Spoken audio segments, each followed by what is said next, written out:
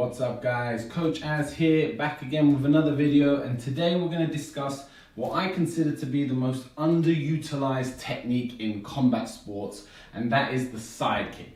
Now this has changed in recent times, so you're seeing a lot more MMA fighters, UFC fighters implementing the side kick into their game. I'm going to talk today a little bit about why I think it's so underutilized, and then we'll look at some applications so that you can start introducing it into your game. So to start with, why does the side kick get so unappreciated when it's such an effective, at least I believe, an effective technique? I think a lot of it comes down to the fact that it comes from a very traditional martial art basis. So the majority of places where you would have learned a side kick would be in a karate class or a taekwondo class. And this is a conversation for another video, but I think in a lot of ways, the gi is started to do almost more damage than it does good, because people's association with a gi is kind of Karate Kid. You know what I mean? It's a slight parody of combat and of real fighting, and it's just guys in pajamas going around doing karate chops and all the rest of it. Hollywood really has done the damage.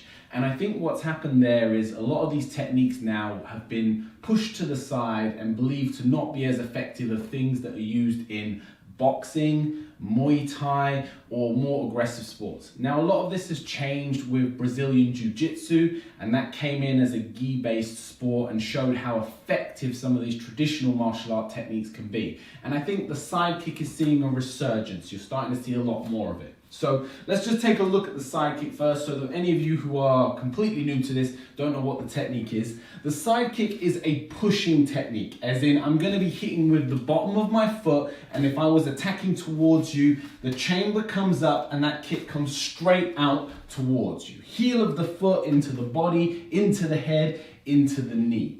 And that's the first real benefit of a side kick. It's very versatile in terms of where you can throw it. So if this was my opponent, I can throw that side kick low, shoot it into the leg. I can throw it to the midriff, into the middle, and if I've got the flexibility, I can shoot it up to the head as well. So that's the first real benefit of it. Similar to a jab, it comes off of the lead side. So the same way that my jab is one of the closest things to my opponent, my lead leg kick, and especially if I'm just lifting it up to push and strike like a jab would, it's one of the closest techniques that I've got from me to my opponent, which means it's fast. But unlike my jab, I can develop an awful lot more power from using my kicks. The muscles in our legs, using our glutes, using our hamstrings, all that stuff, these are much bigger, much stronger muscles, so we can exhibit a lot more force and a lot more power without necessarily sacrificing that much speed as opposed to throwing a punch with the hands. The next big benefit of a side kick is it can be practiced in a multitude of ways to be thrown on the spot, moving forward, or moving backwards. So the first thing I'd suggest to anyone trying to develop a good side kick is find your range. Figure out how close or how far from your opponent you need to be in order to lift your chamber and shoot your kick and land it, okay? Chamber in, full extension, kick and land. From there, you can start playing with the range. So you can start a little further away. I'm not in range to hit it directly, but whether I use a stepping motion or a sliding motion, I can lift, cover the distance, and then strike into my opponent. Again, from there, lift, I'm springing off the back leg and driving in to strike the opponent.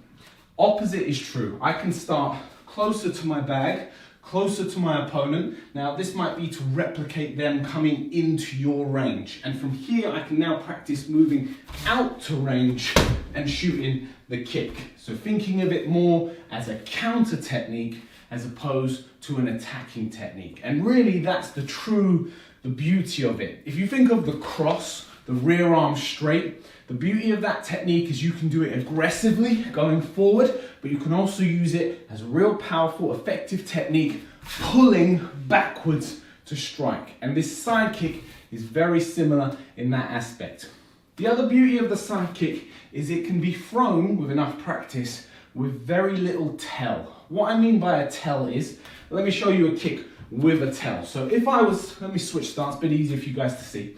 If I shoot my back leg roundhouse kick, the point between my kick coming up to strike you and the initial initiation is much longer. So from here, my initial initiation is me lifting this foot and starting to turn my hip. It's got a long read time for my opponent. They can see this coming, yeah, and they can react and respond to that.